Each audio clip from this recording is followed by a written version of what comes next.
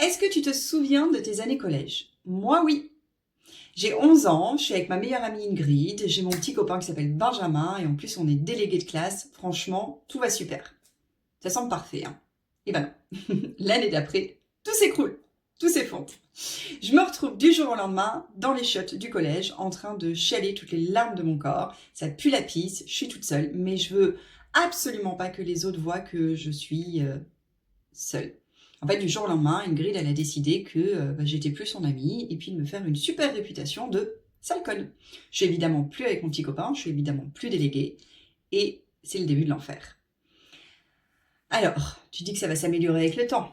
Eh ben non, je change de collège et puis j'arrive dans un nouveau collège. Je me souviens, je suis en 3e et là, je me fais agresser, même physiquement. Elle m'arrache des touffes de cheveux. J'ai même tellement peur de perdre mes cheveux. Bon, comme tu vois, non, heureusement, j'ai pas perdu ma touffe de cheveux. Mais elle m'arrache les cheveux parce que elle a décidé que j'étais pas sympa et je me fais racketter d'ailleurs à ce moment-là aussi. Elle me prend mon pantalon, qu'elle m'abîme. Voilà. Tu dis que ça va changer? Bah non. J'arrive au lycée, tout pareil. Je change de lycée, tout pareil. Je suis littéralement tétanisée par le regard des autres. Et je crée un pattern. Je me mets à l'écart, je me sens différente. Et forcément, comme je me mets à l'écart, je me sens différente, je me sens beaucoup plus sensible que les autres. On joue là-dessus, on rentre dans ma faille.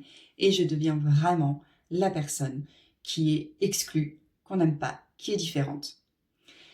Je me renferme de plus en plus, mais heureusement, j'ai une famille aimante, j'ai des amis quand même à part qui sont eux incroyables. Donc j'arrive petit à petit à me construire, mais je reste cette fille hypersensible, différente, seule, qui est incapable de se sentir bien dès qu'il y a un groupe. Tu dis que ça change quand on devient adulte? Même pas. Je reproduis exactement ce même schéma, je fais une école de commerce, la première année se passe plutôt très très bien, la deuxième année, une catastrophe. Je rentre dans le BDE justement en me disant c'est super, ça y est, j'ai transcendé et je peux enfin être à l'aise dans un groupe. Et ben non, la deuxième année est une catastrophe, on est au ski, je suis avec le BDE et je me retrouve en train de chialer toutes les larmes de mon corps parce que justement je me fais rejeter par tout le monde, parce que je skie mal. Évidemment, c'est pas la cause principale, tu t'en doutes. Et ça continue comme ça jusqu'au monde professionnel où je me fais même harceler moralement par ma boss qui décide, et ça a été le plus beau cadeau de ma vie, de me licencier. J'ai 30 ans, on vient de me licencier, j'ai enchaîné CDD sur CDD, c'était mon premier CDI où en plus j'étais très bien payée. Et là, je me dis, c'est juste plus possible. Je suis en train de chialer à nouveau toutes les larmes de mon corps. Je suis dans ma cuisine, je me souviens très bien. Et je suis en train de pleurer en me disant, mais pourquoi moi? Mais pourquoi ça m'arrive? Mais c'est pas possible, j'y arriverai jamais. Pourquoi moi?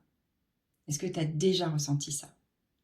Eh bien, si tu veux, ça a été le déclic, ce moment-là, de cette transformation incroyable que je me suis offerte. J'ai commencé à me plonger dans les livres de développement personnel. J'ai commencé à me dire et à comprendre qu'en fait, j'étais la propre actrice de ma vie. Et j'ai plongé dans la spiritualité, dans les neurosciences, dans la psychologie. J'ai commencé à regarder tout ce que je pouvais regarder. J'ai commencé à me former. J'ai fait plein de formations. J'en suis aujourd'hui à peu près plus de 30 voire 35 000 euros de frais de formation. Et j'ai littéralement transformé ma vie.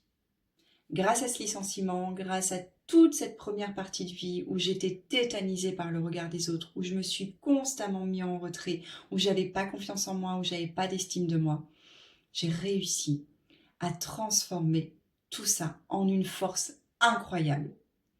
Et aujourd'hui, mon super pouvoir, qui avant me pourrissait la vie, qui était de connaître avant même la personne limite son émotion, ce qu'elle ressentait, savoir ses pensées, je l'ai mis à profit dans mon travail aujourd'hui. Et c'est juste incroyable. Ce que je croyais qui me pourrissait la vie est aujourd'hui mon super pouvoir qui me permet d'être une coach d'exception. Et j'accompagne aujourd'hui des dizaines et des dizaines de femmes à transformer leur vie. Pour donner des exemples, je peux accompagner sur la charge mentale, l'éducation des enfants, la relation avec le conjoint, comme quelque chose de beaucoup plus profond, puisque c'est ce que j'ai fait moi, à savoir prendre confiance en soi, se libérer du regard des autres, se libérer des peurs et commencer à vivre enfin enfin la vie qui nous inspire. Je suis profondément persuadée que l'équilibre est la base de tout. C'est en trouvant un équilibre entre son hypersensibilité et ne pas être sensible, entre la spiritualité, les neurosciences et les preuves scientifiques, entre le coaching et la psychanalyse et la psychologie, entre le travail et le personnel, bref. Toute ma vie, j'ai recherché l'équilibre et aujourd'hui, je suis assez fière de dire que j'ai trouvé un équilibre incroyable où je fais un métier qui me passionne, où j'aide des dizaines de femmes et en même temps, je prends du temps pour moi, pour mes animaux, pour mes passions, pour mes chevaux.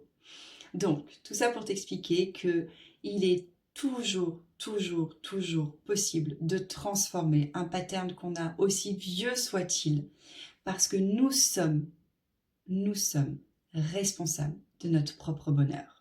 Donc si tu as envie d'en savoir plus, si tu as envie de transformer ta vie, si surtout tu as envie de transformer ta relation avec tes animaux, parce que j'ai appris ça aussi, j'ai été thérapeute pendant 10 ans, j'ai soigné les animaux jusqu'à me dire qu'en fait c'était pas l'animal que je soignais, mais son humain. Et c'est pour ça d'ailleurs que je suis devenue coach, c'est que je me suis rendu compte que j'avais envie d'aller encore plus à la source pour aider l'animal, et la source c'était son humain et son gardien, sa gardienne, son propriétaire, sa propriétaire. Donc, je me suis rendu compte que c'est en travaillant sur nous, en prenant soin de nous, en étant vraiment aligné sur qui on est, ce qu'on veut, son objectif, pourquoi, et comprendre pourquoi on est sur Terre, que du coup, toutes nos relations avec nos animaux, avec nos enfants, avec notre conjoint, avec notre famille se transforment. Bref, j'ai envie de dire qu'aujourd'hui, mon rôle, c'est de semer plein de graines de la joie dans le cœur plutôt de plus d'êtres humains possible et de pouvoir transformer le monde parce que je suis intimement persuadée que les gens sont fondamentalement méchants juste parce qu'ils n'ont pas confiance en eux et qu'ils ne sont pas heureux. Et donc, si je graine le plus de graines possible, si je sème, le plus de graines possible et que ensemble j'aide les gens à semer le plus de graines possible, ensemble, on va transformer le monde. Si ça te parle, si ça résonne pour toi, n'hésite pas, envoie-moi un message. Je suis hyper heureuse d'incarner cette mission de vie. Donc, je suis ravie de discuter avec toi. La première séance est toujours gratuite.